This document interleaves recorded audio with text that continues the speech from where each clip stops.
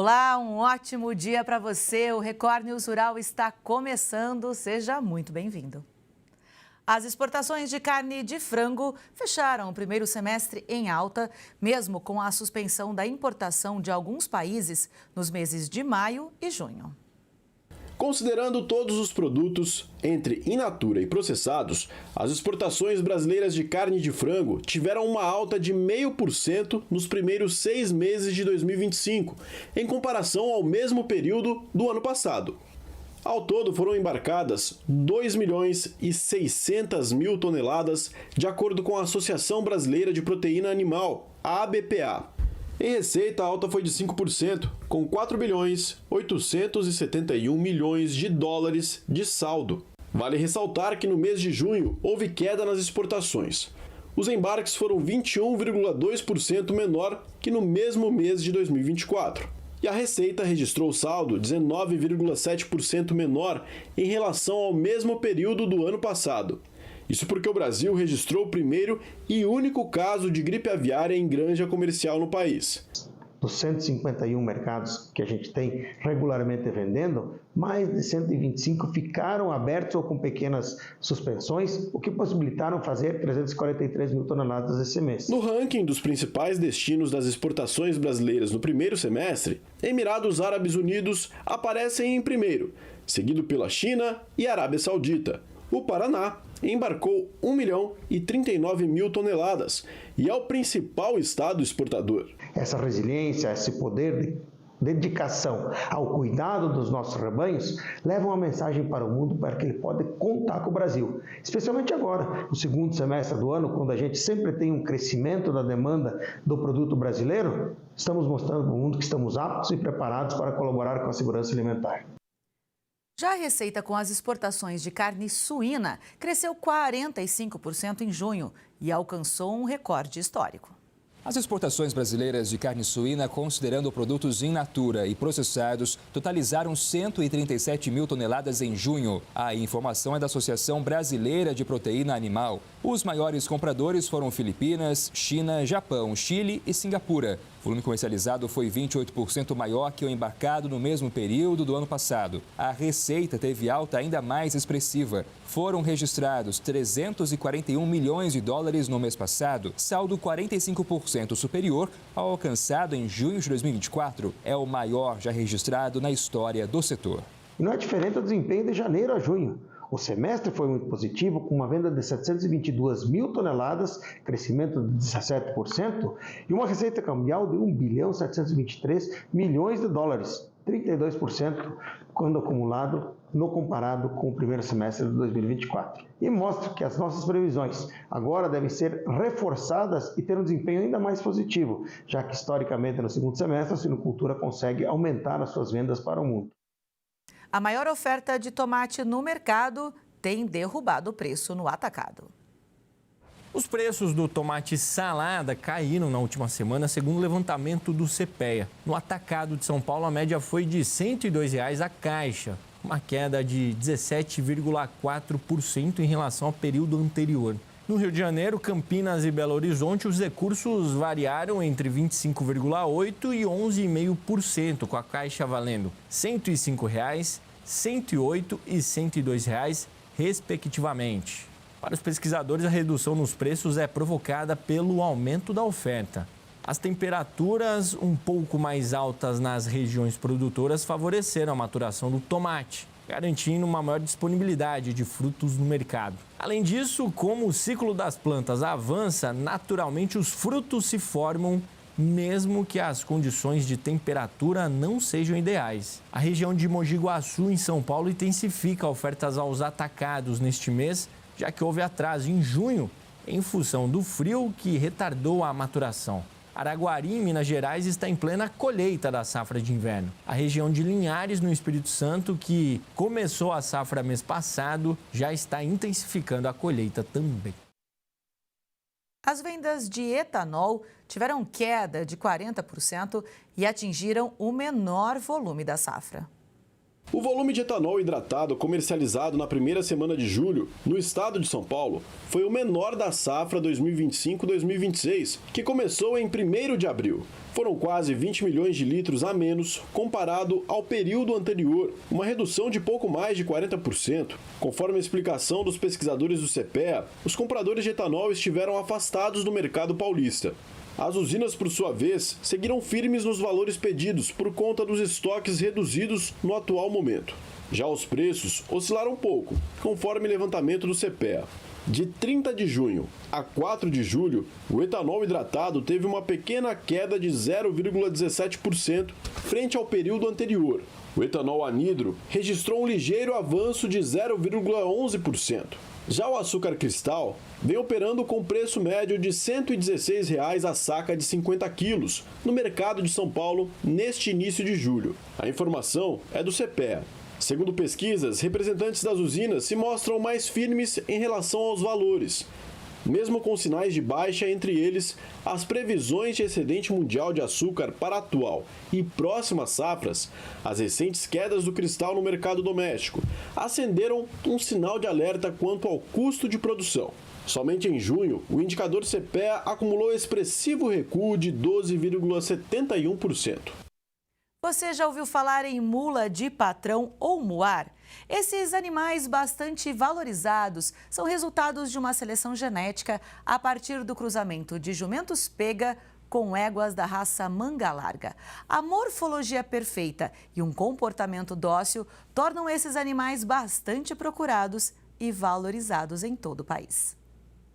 A Fazenda Cacimba do Gado possui 62 hectares de extensão e está localizada na zona rural de Bezerros, no agreste pernambucano.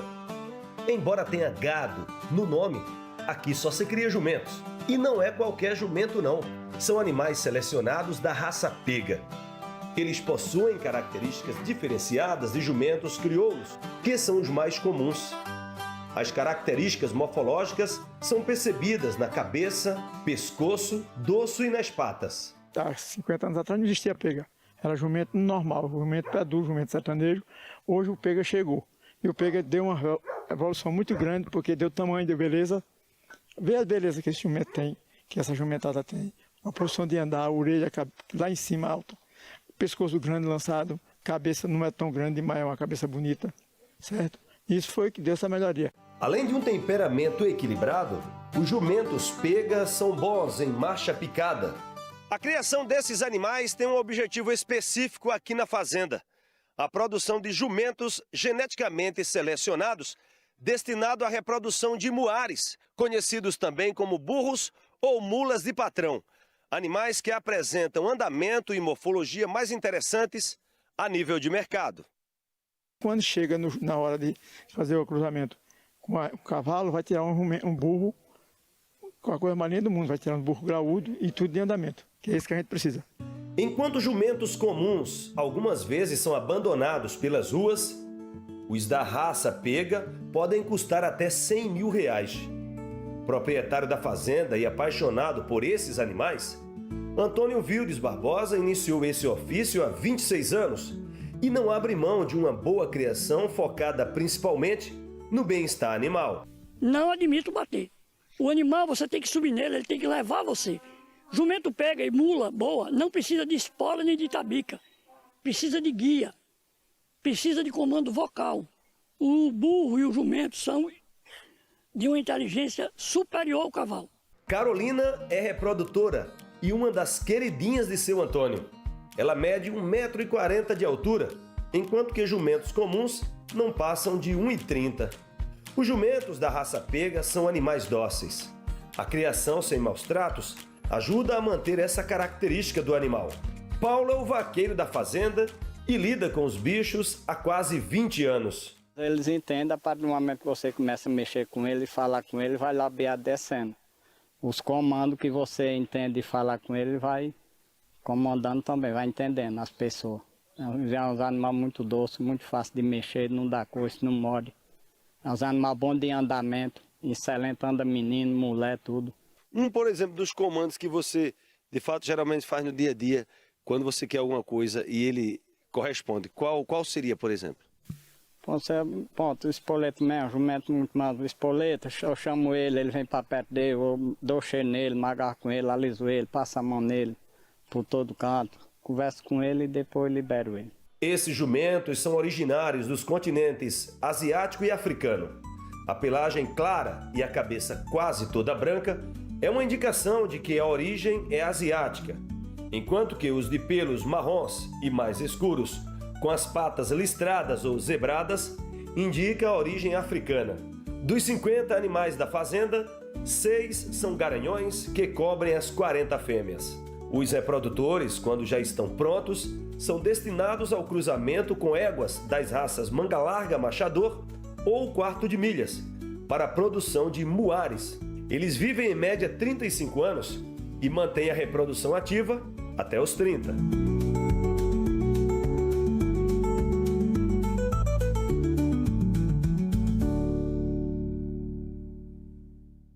A produção de cacau no Brasil permaneceu estagnada no primeiro semestre deste ano.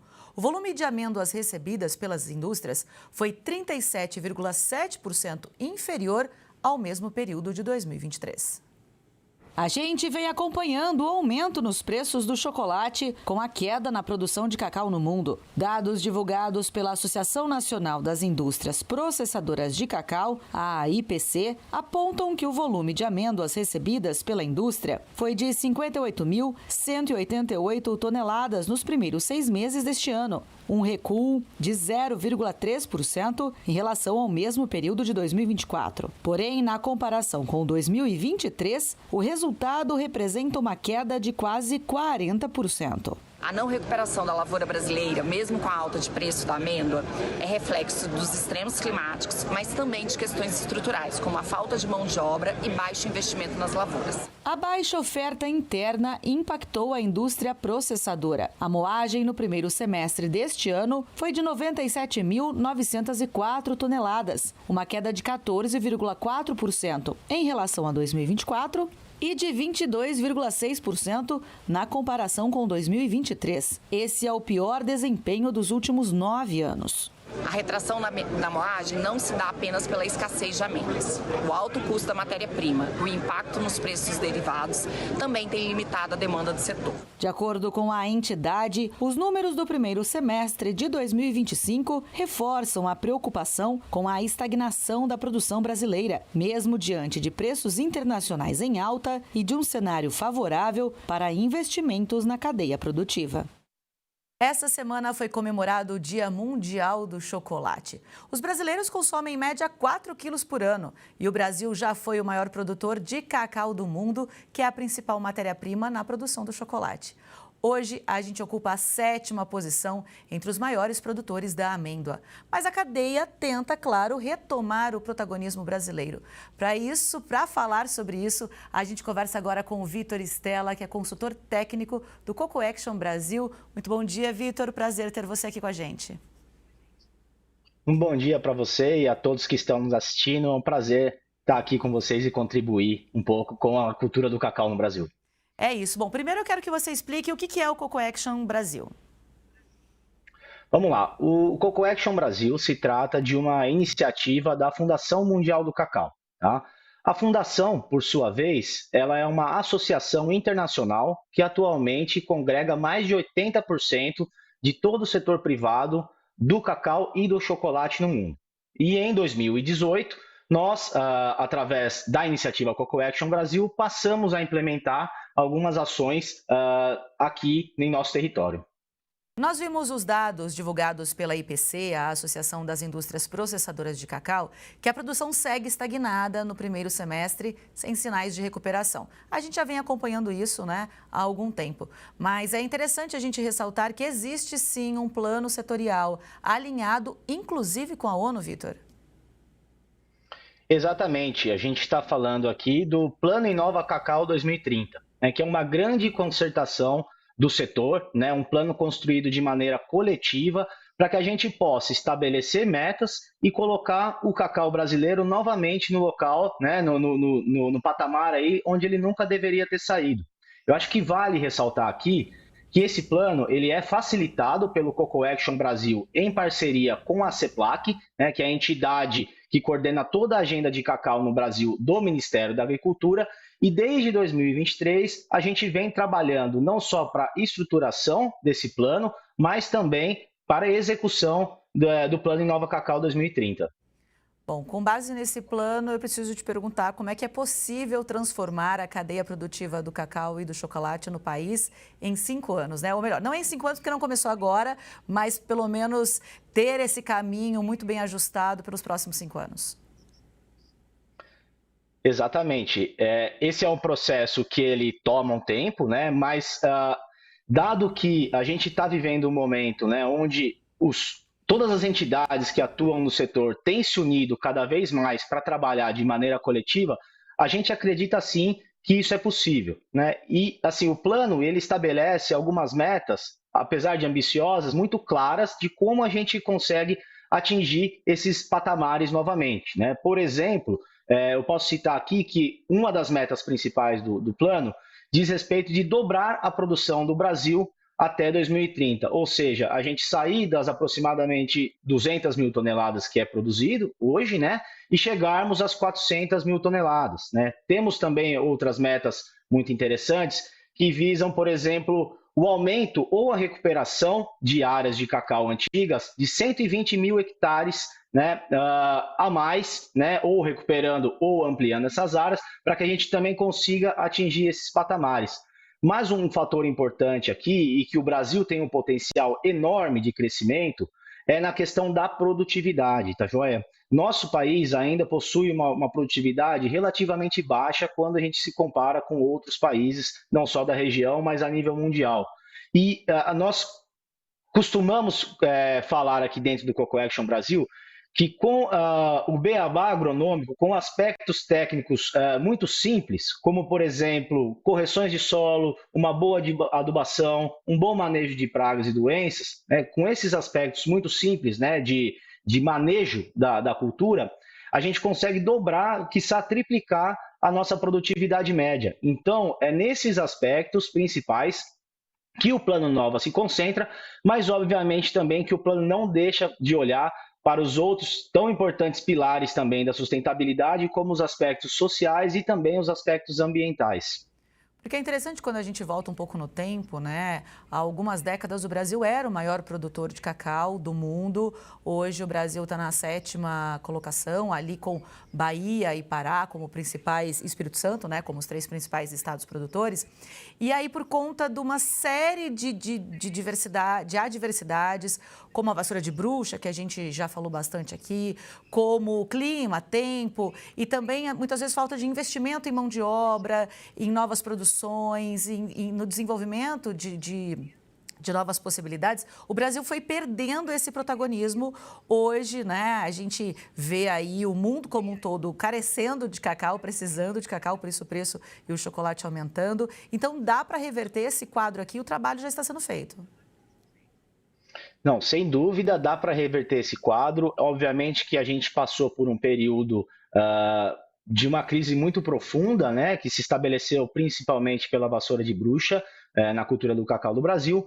Porém, hoje, conforme eu havia dito, existem diversas entidades, diversas instituições do setor que cada vez mais têm colaborado juntos para que a gente consiga reverter essa situação. E é nesse processo que o Cocoa Action acredita muito, né? Através dos esforços coletivos dessas entidades que atuam no setor, a gente consiga levar uma assistência técnica maior ao produtor, trazer para ele condições de crédito que facilitem o investimento no campo, né? Fortalecer o cooperativismo, né? Trabalhar também com as questões de, por exemplo, ambientais, né? O Brasil ele tem aí uma virtude muito grande na produção de cacau, que majoritariamente nossas áreas são produzidas em sistemas agroflorestais. Então, nós também temos que se valer desses aspectos produtivos que temos aqui para alavancar cada vez mais as possibilidades que o Brasil pode ter. E assim, a gente não tem dúvida nenhuma que com esse trabalho, que é gradativo, mas também coletivo, através dessas diversas instituições, a gente pouco a pouco vai alcançando, né, esses objetivos, principalmente o que vem sendo estabelecido dentro do Plano Inova, para atingir novamente aí um papel de relevância no mercado mundial de cacau. É muito interessante quando você fala, né, da produção aqui no Brasil, em sistema agroflorestal, porque a gente vê, né, cacau sendo produzido junto com banana, junto com açaí na região norte, ou então no sistema Cabruca ali, junto à mata, também na Bahia. O cacau no Brasil, ele é um símbolo da sustentabilidade. Acho que essa bandeira tem que ser levantada, que é o fruto sustentável realmente aqui do país. A gente concorda plenamente com essa afirmação, né? Inclusive, o objetivo principal do Plano Inova Cacau é consolidar o Brasil como uma origem sustentável de cacau para o mundo. Então, a partir do momento em que a gente atinge, por exemplo, a meta de produzir 400 mil toneladas ano, o Brasil volta a ser um exportador. E é com essa bandeira da sustentabilidade, da produção consorciada, da produção em sistemas agroflorestais, que a gente quer atingir novamente esse papel, né, de um grande exportador, sim, de cacau, mas de um país que exporta não só o cacau, o fruto, mas sim a sustentabilidade e todos os aspectos benéficos que isso traz com a sustentabilidade. Vitor, o plano também ele engloba, além de sustentabilidade, a questão, né, do meio ambiente propriamente dita, mas também do ambiente produtivo, né? Pensando também no trabalhador, já que hoje a mão de obra é sim uma das questões aí colocadas pelo setor como um dificultador, muitas vezes, para aumentar a produtividade. Então, o plano também aborda essa questão do trabalhador rural. Trabalha, sem dúvida.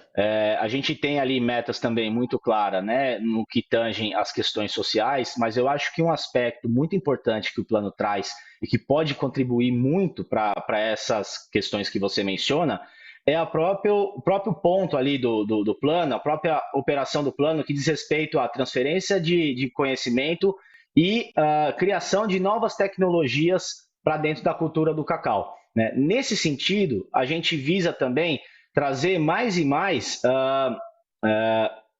produtos ou serviços, ou inclusive máquinas, implementos agrícolas que possam facilitar as operações em campo, né, para que o produtor ele consiga aumentar o rendimento dentro da lavoura, reduzir custos, mas também tratar dessas questões, muitas vezes, de escassez de mão de obra, tá? E nesse sentido, onde a gente tem ali a questão de aumento de conhecimento, né, novas tecnologias e inovação, foi também que se trouxe a ideia da gente criar uma grande feira agrícola nacional, né, para que o produtor ele pudesse acessar esse tipo de tecnologia que muitas vezes está disponível, mas é de desconhecimento dele, né? Então, esse é um dos grandes objetivos também que a gente passa, a partir deste ano aqui, a criar a Expo Cacau, uma feira voltada para a cultura do cacau a nível nacional no Brasil.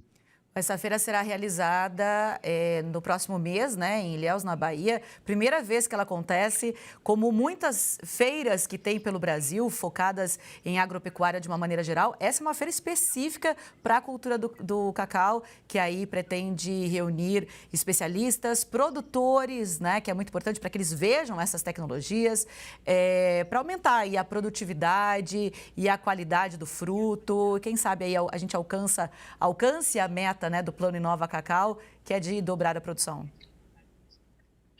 Isso, a feira, a Expo Cacau 2025, ela vai ocorrer entre os dias 26 a 28 de agosto, na cidade de Ilhéus, no Centro de Convenções de Ilhéus.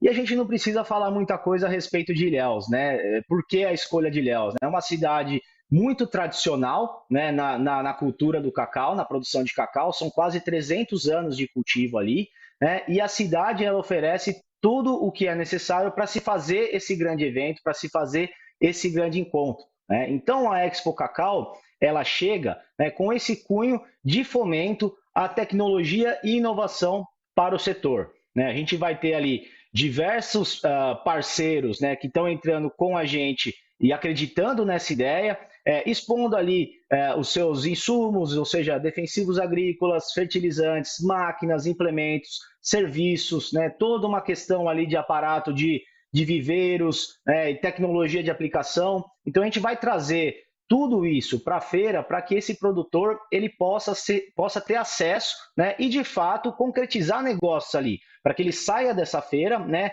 com tecnologias já compradas e, posteriormente, já possa implementar isso dentro das propriedades dele. Tá? E acho que, além da feira, além dessa questão da feira de negócios, vale citar aqui também que, concomitantemente a isso, nós vamos ter o 7º Fórum Anual do Cacau. O Fórum Anual do Cacau é esse grande encontro de especialistas do setor, né, que vem ocorrendo já desde 2018, e ele entra aqui também para somar com todos esses aspectos da feira, trazendo a conhecimento do produtor tecnologias, o que tem acontecido de novo na academia. Então a gente vai trazer especialistas, né, para debater com esses produtores, né, o que tem sido feito para que a gente possa aumentar de fato a produção no Brasil, mas melhorar as condições no campo, né, além de toda a conservação que se tem aí através do cultivo do cacau. Então vão ser ambientes ali de bastante trocas, né, onde o produtor ele vai poder receber bastante informação, vai poder fazer vários questionamentos, né? E a gente tem aí uma expectativa muito grande dessa feira, né? Para que ela possa atrair mais de 2.000, 3.000 produtores. Vitor, então de 26 a 28 de agosto em Ilhéus vai ter ali um encontro tanto de produtores, de especialistas, porque é bacana eventos assim, porque vai reunir quem produz, quem pesquisa, para compras, para conhecimento, networking, tudo que tem de novidade para a gente chegar aí nessa meta, quem sabe antes de 2030, hein? Tomara que sim, a gente acredita muito nisso. De fato, né, a Expo Cacau ela vem com esse grande encontro, né, dos diferentes elos da cadeia produtiva, buscando muitas trocas, muita difusão de conhecimento, também o fomento de negócios, né, e a gente fica aqui, né, o convite para todos os produtores e produtoras de cacau do Brasil, para que possam estar presentes com a gente e aproveitem, né, dessa grande feira, que por sinal também ela é gratuita, né, então a ideia é essa seja uma feira muito democrática, no sentido de não haver custos, né, para a entrada na feira. Então, para que todo mundo, de fato, possa ir e possa se valer de tudo que vai estar presente durante esses 3 dias da Expo Cacau. Perfeito, Vitor. Muitíssimo obrigada pela sua participação. Um ótimo evento. Um bom dia para você. Muito obrigado. Eu que agradeço e até mais. Até mais. É isso, essa edição do Record News Rural vai ficando por aqui. Muito obrigada pela sua companhia, um ótimo dia e até a próxima.